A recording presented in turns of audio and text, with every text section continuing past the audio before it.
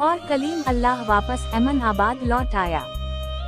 शुरू में तो शकूर नौशीन के खत हर हफ्ते लाकर कलीम अल्लाह को ला कर देता, मगर फिर रफ्ता रफ्ता मोहब्बत के खुतूत का सिलसिला सुस्त और मुनक़ते होने लगा।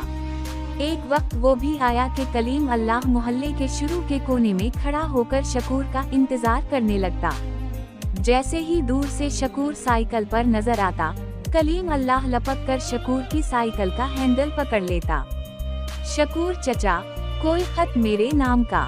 शकूर मायूसी में अपना बैग फरोलता और कहता, कलीम अल्लाह, आज तो कोई खत नहीं तुम्हारे नाम का। कलीम अल्लाह मायूस कदमों से वापस लौट जाता।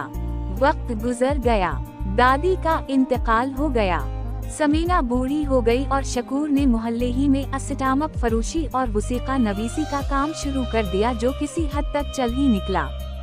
गुजर बस